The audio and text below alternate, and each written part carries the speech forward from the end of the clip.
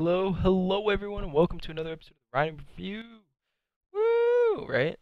Hold on a second, let me make sure the autofocus is off. Good. So today we're going to be going over an Eden Strongholds game, not Stronghold Slayer game, Eden Slayer game. All right. This one's gonna be a lot of fun because it's gonna be a long one, close one, and it's my favorite type of thing where a lot of people think that when there's like a standoff in Eden Slayer, you think like, oh, I'm gonna play this really slow. And I hate it. I hate it. So today we're gonna be talking and focusing on while also doing the normal stuff. Hey, you could have done this better, that better. We're gonna be like, all right, well, right now you guys are in a standoff. Here's how you like get an advantage in the standoff, and then use that advantage to like win it. All right. So without further ado, let's get right into it.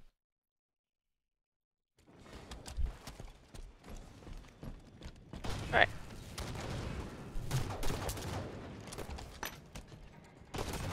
So casual stuff. I would like to see that grenade banked off, like you like look down at the ground, bank it off the ground, it bounces and lands on Snicker. I like that a lot better, but small detail.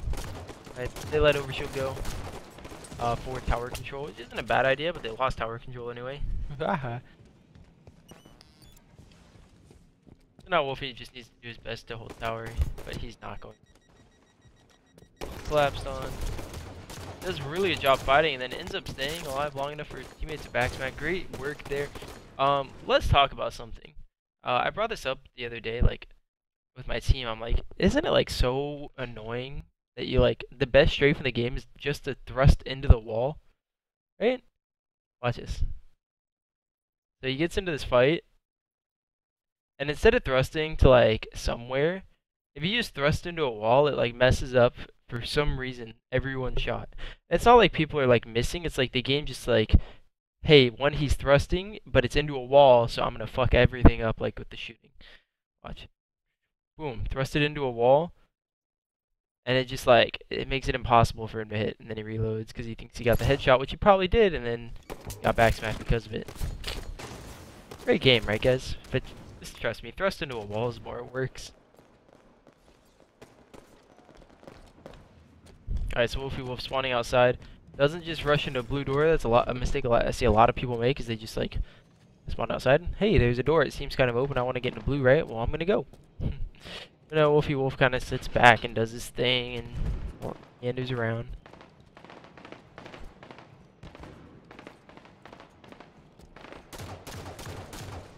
Gets that guy. I don't mind shooting that guy. Whatever. He just needs to stay alive, and he doesn't. So overall, unfortunate. Kind of bad, but no big deal. Alright, so here we go. Here it is, friends. The situation I've always been talking about. So normally when you see like two teams, I mean, right now they're kind of fighting in tower side, but normally this is kind of standoffy-ish, right? Who's winning right here? Who's got the advantage? Who would you say has the advantage? Like, give some reasoning as to like why you think X team has the advantage.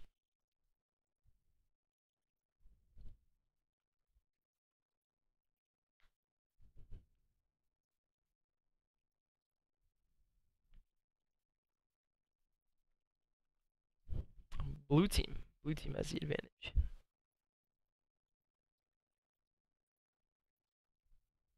Red team. Red team. We got some differences. Oh, controller disconnected. Whoa, what happened here? Hit the forward button. Alright, see it right here. Red, they're all together. Alright, so I would say that the blue team has the strategical advantage. The red team have the teamwork advantage. So I think that neither team has much of an advantage. Good question, guys. I got you. Alright, so there's two ways to think of it. One, the blue team has the long-term advantage, where they are going to be able to win this game, or win this like fight, win this 4v4, if the game goes long enough, if the fight goes long enough. But if the people in tower die instantly, then the red team's gonna have the advantage because they lost tower control, and yeah, now these two guys outside are stuck in a bad position. So really, it's a 50-50 right now, and all the blue team has to do is stay alive to see these guys outside working, because all 4 guys on the red team are stuck inside blue base and going towards tower. They have no real semblance of control. The only reason that they have control is because they're kind of near each other. So we'll watch how this plays out. Now, if you watch, Joey is going to stay alive here, it looks like. So now which team has the advantage? Oh, it's 100% blue, right? 100%. So Joey, doing absolutely nothing, just secured his team a really, really good position on the map, right? He did nothing. This is the things that like a lot of people don't notice in games. Oh, he didn't get stats for this play, but it was such an extraordinary play just by recognizing that all he has to do is stay alive that puts his team in this position. Now, whether or not it works out, like, look at this. Holy shit, they're owning. But, like, he gets sniped, but they're still owning. Oh, you love to see it happen, friends. You love to see it happen. Alright, well, they still went 2 for 2, and, like, well, someone got sniped and the rest of his team didn't push. But overall, like, that was a great semblance of, like, map teamwork. I don't know. I think teamwork without working together. Alright. Locks on his Hydra, shoots his Hydra shots. I feel like people are too focused on Hydra shots. People should be more focused on things that are happening right next to him, but whatever. Sometimes you get a free Hydra pickoff, sometimes you don't. Alright, good trade there. But like right now, they can't do anything. The biggest mistake I'll see here is, hey, we have 2 people dead on their opposing team, 1 person dead on our team. I'm just gonna run at them. And they run at them and they die because they're like, I have the advantage. Well, you don't really have the advantage. So what you want to do here is you want to get to positions that you can then push in. Because to get to blue base, it takes way too long. The other team's going to spawn. You're going to be in bad positions eventually. So you want to get to tower, basically. You want to get to tower. You want to get to turbine. I guess overshield's coming up. So forget everything I said. Let's get the overshield. Alright. And now here's something that is more of an opinion. Wow. That was a weird opinion. Here's something that is more of an opinion, but I don't think that the overshield guys should just push into blue here. One, you have 1 teammate on your team dead. Their teammate's coming back alive. You have teammates in terrible positions, but you have the overshield, so you want to do something. So what I think you should do is just go back to tower, force them to all be in blue, and then the time that it takes, the sniper is going to come up by the time you start, like by the time the push ends. So you're going to be in a fantastic position if you use the overshield correctly. But if you just run into blue door, they can escape to tower, then you're stuck in blue. I mean, there's so many things that can happen. Let's see what happens. Let's see what he does, though. So all 3 of his teammates are in turbine. They're going to say, fuck it, we're going blue, right? Watch how the red team positions for this, because they know that this is happening. No one's getting picked off. They've set up, like... Oh, Scud dies. They've set up, like, a perimeter. Look at this. Pretty good play, like, honestly, from the red team. But because Scud dies, it just, like, doesn't matter. But like you can see like how that would be a bad thing, right? And then sometimes they'll just like run a tower and say, screw it, I'm wasting your time with the overshield.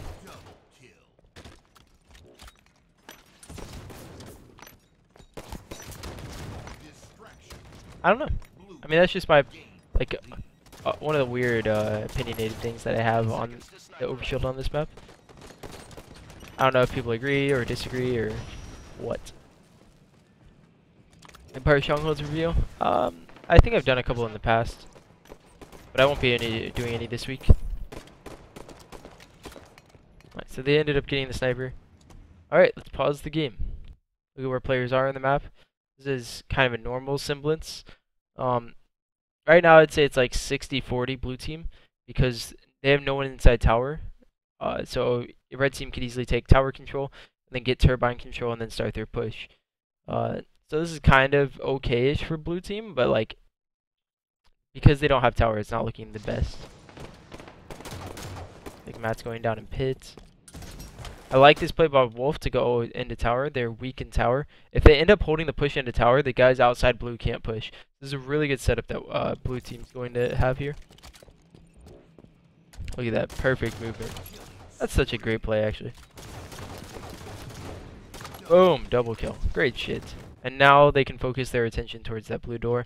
Actually, a guy goes bottom cat to blue cage, so that's going to catch him off guard. But still, like, overall, like, generally, like, a great play. And exactly, they can turn and fight those guys blue cage, or blue door, but going to get cut off guard by this guy going cat. Still, fucking love it. Great play by Wolff.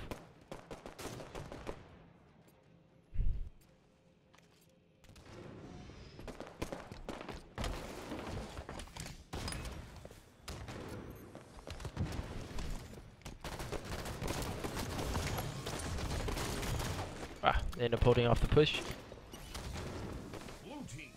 3 dead. Alright, so now let's look at where they're at and where they're going. They're sending 3 towards tower, like 2 in tower, 1 blue cat, and Wolf's gonna go protect outside.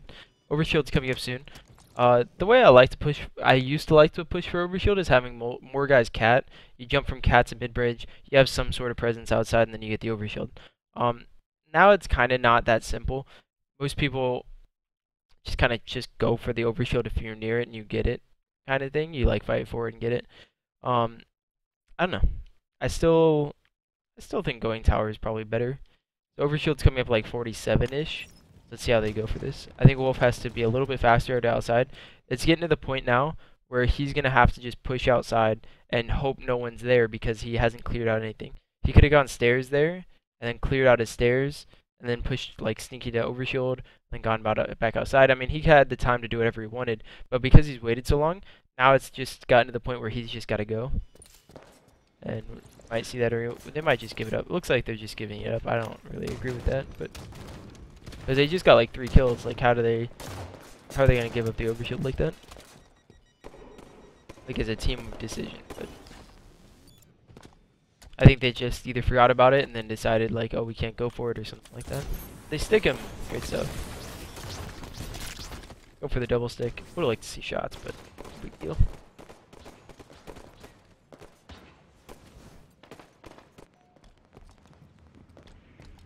Looking for the light rifle, solid. Looking for the Hydra, not so solid.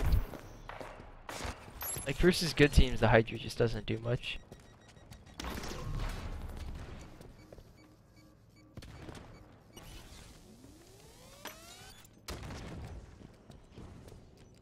Alright, so now looking at the setup, this is a huge, overwhelmingly, like 100% blue team's owning right now setup. So I would say like probably like 75-25. Like they're gonna trade 3 for 1 right here, if anything. We're gonna see how they try to break it, but usually in order to break it, again, you want to go tower side. What are you doing? Yeah, you want to go tower side. You want to like slowly clear out tower side. One guy gets the plat. Again, we're pausing, looking around. There's red team starting their push. Nate is really far away, so this is not going to go as well as they wanted it to. Again, I love pausing and just looking at it. Yeah. Lucky Hydra kill. I mean, good Hydra kill, and they get 3 kills, all because they just pushed without Nate. Nate could have been top cat, jumping into the window eventually, but he just like did not end up pushing. So everything that I said went out the window because one player on the team just didn't make the correct decision. Alright, so now pausing again, looking at this, I would say this is about 60-40 again for the red team. They have complete tower control this time, but the red teams or the blue team's kind of pushing out. So now they can work their way towards tower. They can leave Wolff outside blue alone, send 3 guys to tower, and then kind of clear out tower and then push. It's like the setup that I would like to see from them. Usually I don't go into setups in this game, but like because this game's been so slow paced, it's fun to talk about like, oh, how do you break this setup, right? Like you can like pause the game and see what's happening. But Wolff just needs to stay in turbine. He needs to not. One thing that he needs to be doing is not nothing. He needs to be not doing nothing, right? So he needs to be sitting like blue sneaky shooting out blue door. This guy can't get out here and just be like, oh, there's no one here, right? He needs to be blue sneaky shooting out. Like he needs to be doing something. But just like going back to red here is just forfeiting in the map control they got. But I guess they're focused on getting out a guy blue plat. So I would like to see him retain some sort of turbine control there. But now they're all stuck in red. Sniper's coming up. Nothing's looking good for them. Sniper rifles on the field.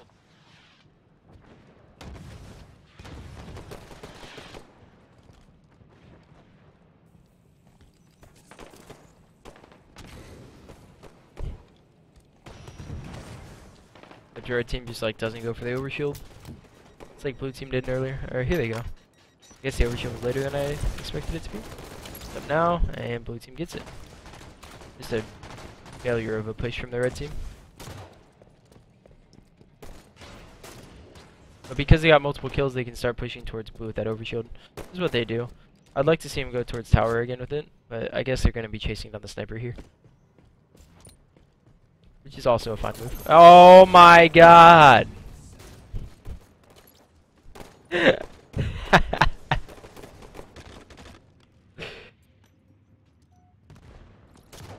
Alright.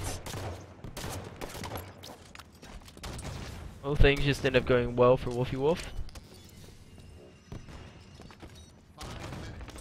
I end up going down here.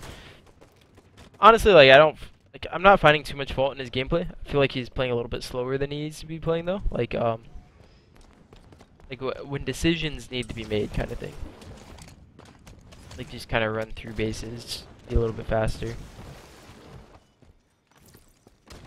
Like, it wouldn't be a bad idea, like, right there, he could have gone to blue plat and shot the guys going blue door, and then helped him this way, instead of sitting on the plat this way and, like, helping on this side. I think I like that a little bit better. Just a small thing, though.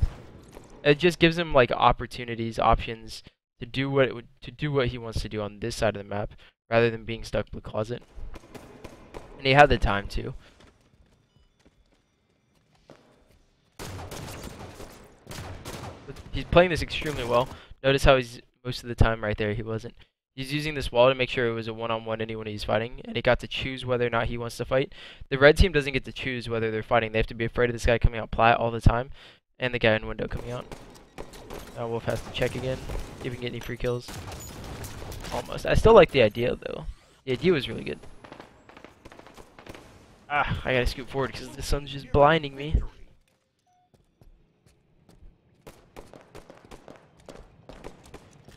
Alright.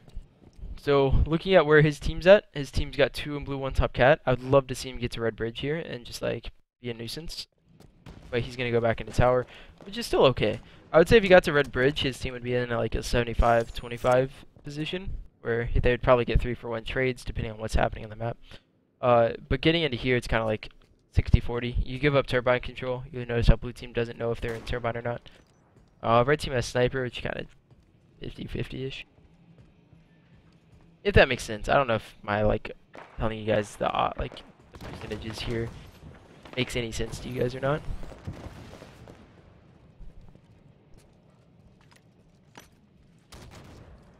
Looking for a free kill, giving up overshield and the time doing this. But they kind of just, like, made the decision to give it up this time. This time it's fine. They didn't get kills before it. Sneaking into red plat, that's exactly what I'm talking about. Like, Wolf could have been here this entire time and it would have been the same thing, but he ended up sneaking there anyway.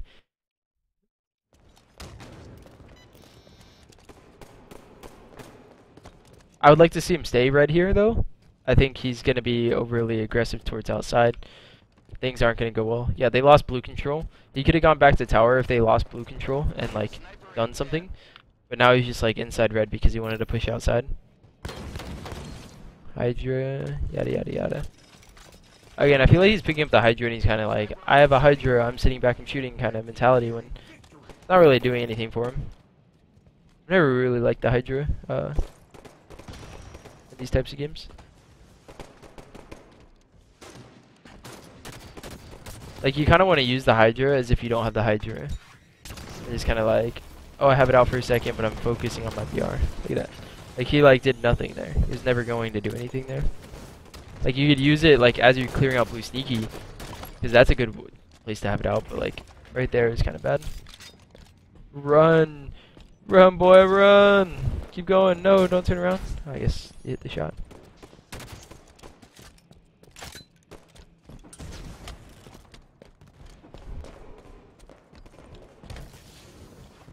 Getting a red plat, Nate's doing a pretty good job at sitting front red. He's gonna see this guy, gonna try and kill him. He gets spotted by Joey. Huge play there by Joey Clutch. Alright, so now again, we're pausing the game. Let's look at where everyone's at. We have 1 guy in red, 2 guys tower, 1 guy front blue. This is looking extremely well for the blue team. But as long as Joey doesn't go down, that is. So now all the blue team has to do is just focus on not dying. they're in positions that are really good, and if they're gonna bait the other team out easily for kills, either with the sniper or by teamwork, if they just don't die fast. The red team has the advantage right now of if they find someone and catch them off guard, they can kill them really fast, and the blue team can't really do that.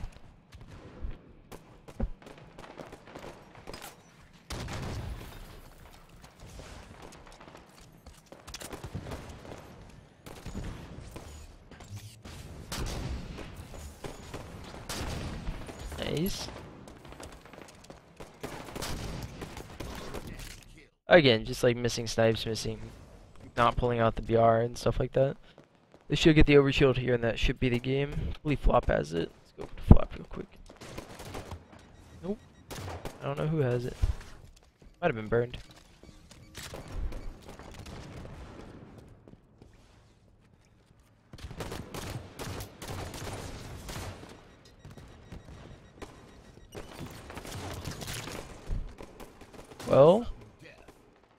Well then. Let's watch that again. What the hell just happened here? First of all, he tried to no-scope a guy. He shouldn't have tried to no-scope. And then...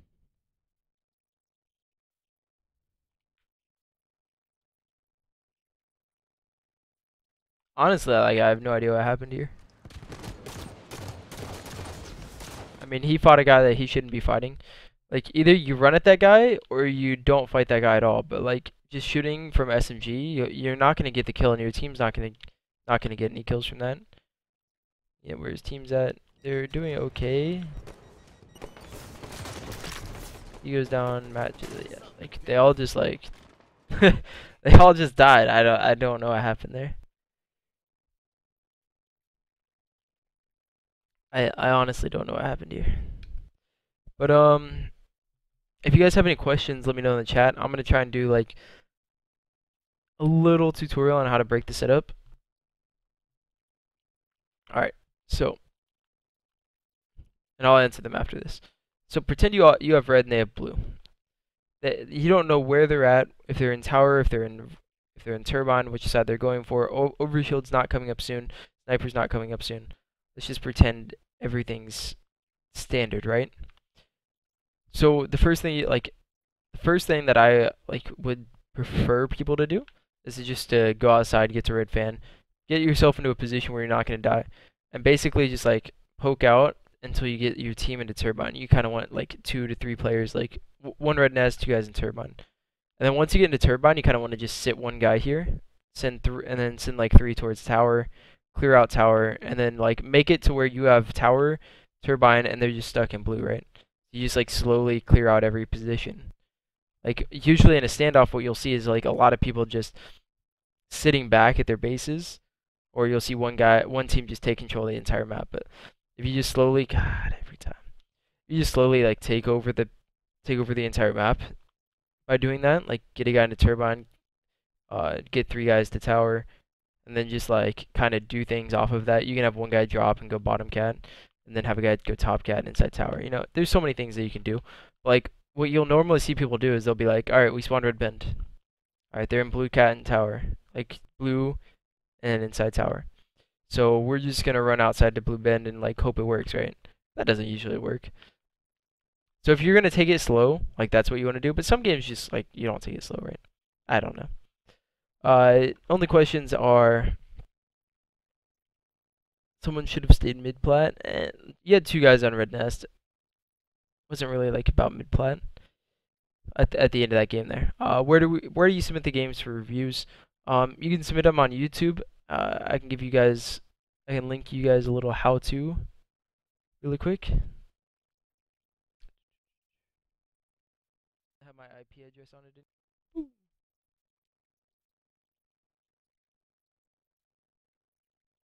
All right, but if that's all your guys' questions, and I think I answered it kind of okay. But yeah, like generally, if you want to, like, if you're at red base and you want to break the blue base setup and grab the snipe or grab the new snipe, just focusing on controlling the entire map first before you push is generally how you want to get it done, right? You're mostly looking for Onyx level games, kind of somewhere around there.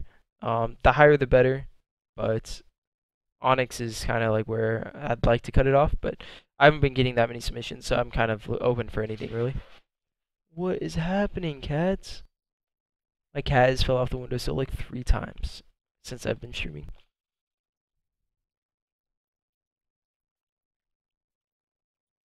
Alright, guys, but you guys enjoyed the review. Hope you guys enjoyed the review. I'm gonna be signing off now. My fiance just got her nursing license. I don't know. She passed the test and now she's a nurse, certified LPN or something. God, I should really know like what to call it. I'll ask tonight. I'm going out to dinner with her, but she doesn't know yet. Woo! See you guys later.